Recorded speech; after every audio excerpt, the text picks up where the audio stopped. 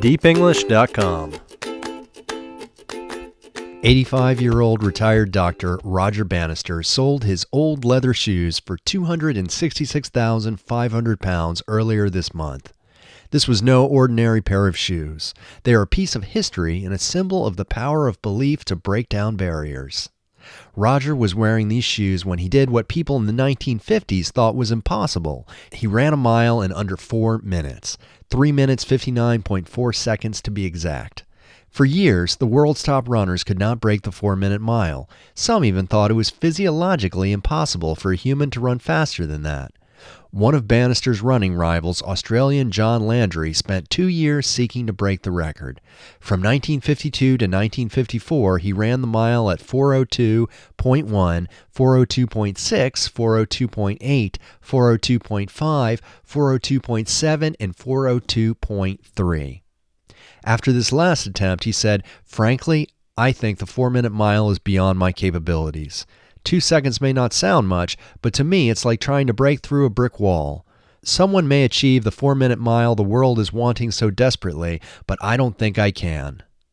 Meanwhile, Bannister, a medical student in England, was working to break the same record.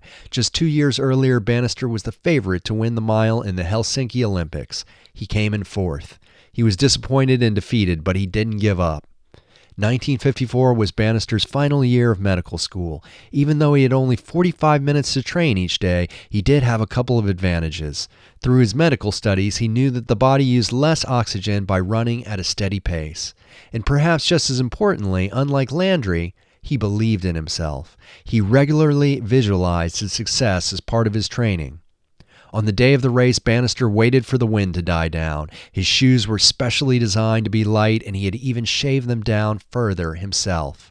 Everything was ready and according to his plan. He paced himself perfectly, running around the track. In the last lap, he exploded with a mixture of emotions that he described as fear and pride. He collapsed as he crossed the finish line, and the crowd erupted in cheers.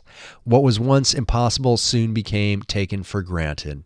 Breaking the 4-minute mile is to this day an extreme accomplishment, but hundreds have done it, including a handful of high school students.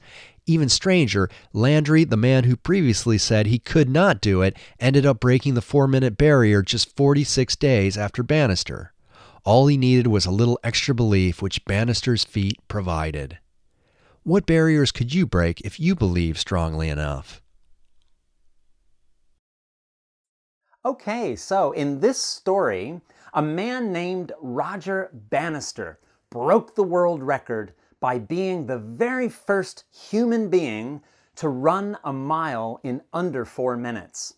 Previously, this was thought to be impossible.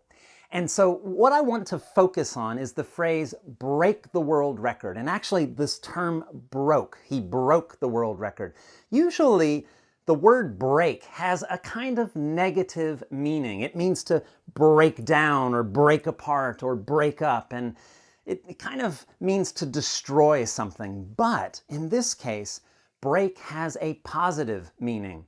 When Roger Bannister ran the mile in under 4 minutes, he broke the record. And that means to surpass a limit, to go beyond the limits of something. In this case, it was the time of the mile. And before that, nobody thought it was possible. So in this case, Roger Bannister, when breaking the world record, he broke through a barrier. And of course, breaking a barrier obviously has a physical meaning, but that's not the meaning we're talking about. We're talking about a mental, conceptual meaning. So nobody thought that was possible. That was a barrier, and Roger broke through it, right?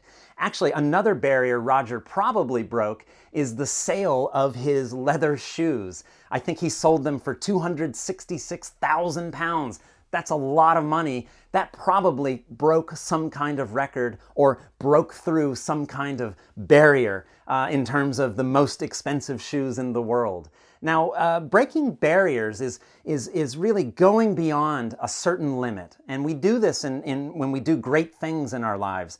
Another example might be breaking through the glass ceiling. Now, this is a phrase that we often hear in business. And it relates to the moving up in a company. And for some people, and this is usually used for women, they rise up in a company and then they can't go any further. They don't reach the top of the company. They don't become the president, or they don't become the most senior manager. They can see the top, but they can't get through it due to discrimination or due to some kind of prejudice against women. Maybe it's the salary that they make, or maybe not being able to get to the top. So that's breaking through the glass ceiling. If a woman is able, through hard work and determination, to break through that glass ceiling, she becomes the first. She breaks a barrier to get to the top of the company. And more women need to break through the glass ceiling.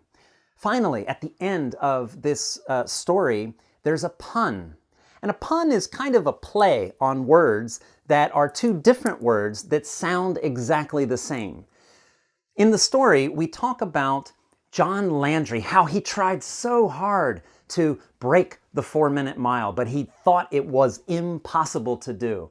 But because of the feat of Roger Bannister, he was able to do it shortly after Roger broke the world record. So due to Roger's feat, he was able to do it. Now, feat is a word, F-E-A-T, that means an accomplishment, a really hard to achieve accomplishment. And of course, that word feet sounds exactly the same as F-E-E-T, which are the two things at the bottom of our legs. So this is an example of using a word that sounds like another word. And in both cases, the sentence has meaning. It's just that the meaning is different. So you can communicate two meanings with the same sentence. That's called a pun. Sometimes they're funny, but anything that takes this long to explain is probably not that funny. Anyway, I hope you enjoyed the lesson. Come back for more. See us at deepenglish.com.